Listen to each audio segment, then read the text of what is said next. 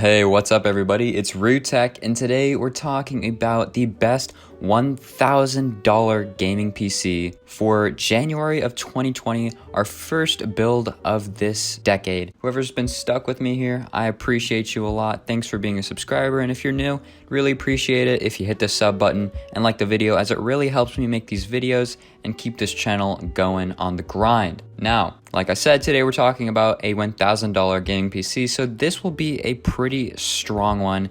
It'll be able to play all your games. If you have a 144Hz monitor, this will be able to pump all those frames at a consistent frame rate, probably at medium to high settings, depending on what game you're playing. Like new titles such as Modern Warfare, old games like Battlefield 5. If you're a newcomer to Battlefront 2, it'll absolutely be able to play that at a high frame rate.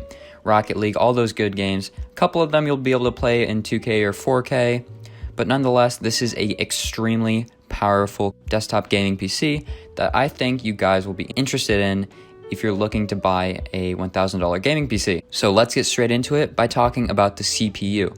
Now for the CPU, we're using AMD's Ryzen 5 3600 3.6 GHz 6-core processor for $190. AMD recently came out with their 3rd generation Ryzen processors, and this is one of those really strong ones. Ryzen 5, not Ryzen 7. I don't really think Ryzen 7 is too necessary, as this is already strong enough to handle the video card that we're using, as well as the memory and everything else. Pretty much the CPU is the heart of our build, so this will be strong enough to pump all the frames for your great gameplay. I also chose a CPU cooler. I don't think you should be using the stock cooler, so I chose Cooler Master's Hyper 212 Black Edition CPU cooler, which is only $35 from Amazon. This is pretty good. Cooler Master has always made some really good CPU coolers, so I highly recommend you go for this one, but you could absolutely choose a different one. Let's get on to the next part, which is the motherboard. So we're using MSI's MPG X570 Gaming Edge. Comes with built-in Wi-Fi ATX motherboard for $197. Now, this is a pretty pricey motherboard, but it comes with a lot built in. So it's made by MSI. It can have memory speeds of up to 4,400 megahertz, extremely fast.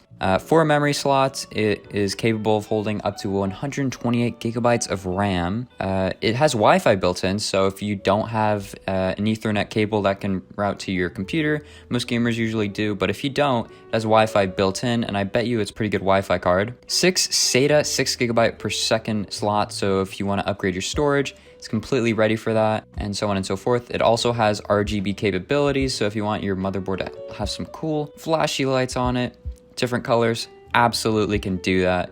So yeah, that's it for the motherboard. Pretty much the motherboard holds everything together, but I chose this one specifically because it's good for upgrading and also looks really cool because our case is fully see-through with tempered glass, but we'll get to that later. Next up for the RAM, we have Team T-Force's Delta-RGB 2x8 DDR4 3000 megahertz memory for $65 from Newegg.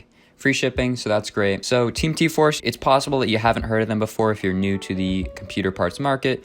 Now, you can trust that T-Force is a pretty good brand because my friend uses this exact RAM in their build and it works perfectly, so I highly recommend this 2x8 gigabyte memory for this build simply because I know it is good and consistent, as my friend has used it for just about 2 years now. Now, 16 gigabytes is a good amount of RAM in 2020.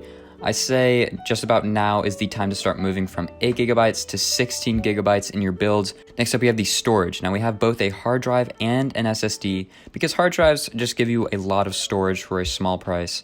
So for the hard drive, we're using Western Digital's Caviar Blue 1 terabyte 7200 RPM hard drive for $44 from Amazon. Now you pretty much see this hard drive in every single gaming PC build simply because it's cheap, it's fast, and it gives you a lot of storage for a small price. Now this isn't where you really want to put things you want fast access to, so if you have like photos or videos that you just need to store somewhere, like if you're recording gameplay for example, put it on the hard drive, don't put it on the SSD. And if you have games that you don't really care about too much, you don't need extremely fast loading times into maps and that thing, you put the game on the hard drive. So it's a whole terabyte, so it'll last you long time if you're not constantly putting new files onto the hard drive. For the other piece of storage, we have Inland's 480 gigabyte solid state drive for $48.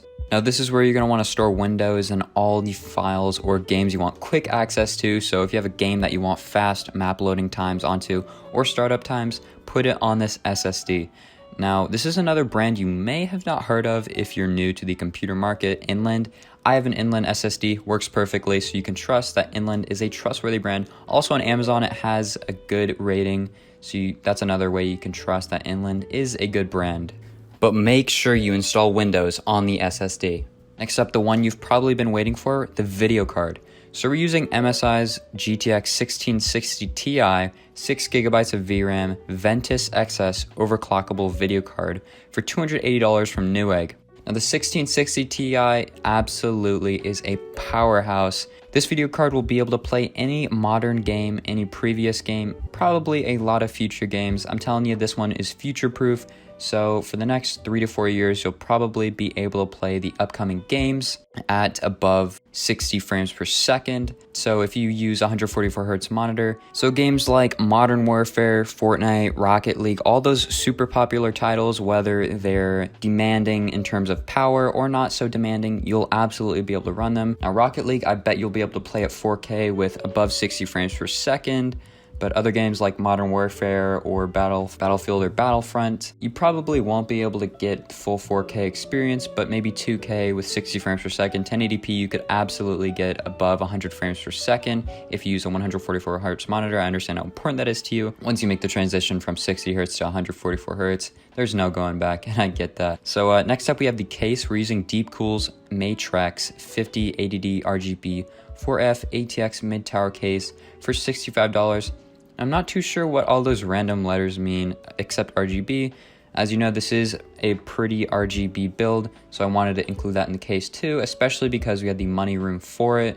So this one is an ATX case, so it'll be able to hold all our pieces together since this is a full ATX build. And it's as simple as it's a good looking case, and it has a tempered glass panel, so you'll be able to see all the internals, which to me is something you always want in a gaming PC build. Finally, for the power supply, we're using Thermaltake's Smart Pro RGB 750 watt 80 plus bronze certified modular ATX power supply for $90 from Amazon.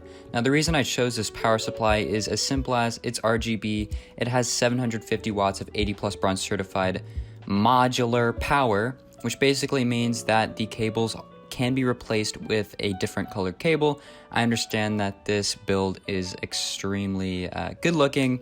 So in case you want to make it even more good looking, you have the option to replace the color of your cables instead of having the usual bland black cables that connect to all your parts. So that's going to do it for this video, guys. If you have any comments or questions, drop a comment at the bottom. I will get to it as soon as I possibly can. I'd also really appreciate it if you liked the video and subscribed. It really helps out the channel. And if you really like the content you're seeing, I don't see why you shouldn't subscribe. So yeah, thanks for watching. Peace out.